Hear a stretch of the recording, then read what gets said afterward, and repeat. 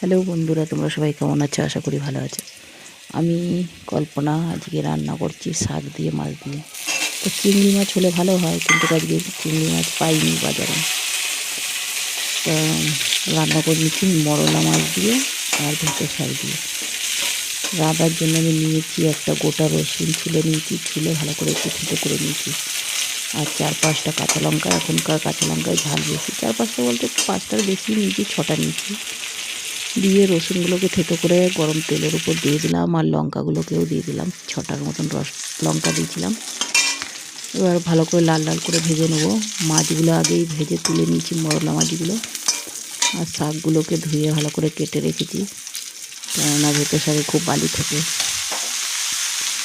ভেতর শাক ভেতর শাক কাকে বলে আবার চেনো তো তোমরা? অনেকে চেনে না, অনেকে খায়ও না। যাই হোক, আমার খুব ভালো লাগে ভেতর শাক। ভাজা করেও খাই, তা তরকারিটা করলে বেশি ভালো লাগে। আর ভাজাটাও ভালো লাগে, যে ভাজাটা খারাপ লাগে তা নয়। তবে ছোটো মাছ দিয়ে রান্না করলে বেশি ভালো লাগে। চিংড়ি মাছ হলে বেশি ভালো হয়।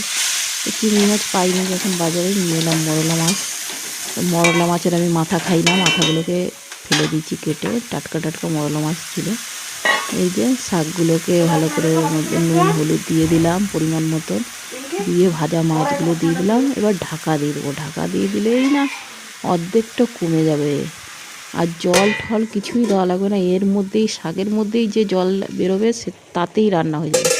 খালি লো আঁচে রান্না করতে হবে। একবার খুলে আমি নাড়িয়ে দিয়েছিলাম, আর এই যে দেখো এতটুকু জল ছেড়েছে। এই মাখা মাখা করেই রান্না করতে হয়, তাহলে শাক দিয়ে মাছ দিয়ে ভালো লাগে রান্না করলে। বেশি অতিরিক্ত ঝোল তরকারির মধ্যে, মানে শাকের মধ্যে ভালো লাগে না।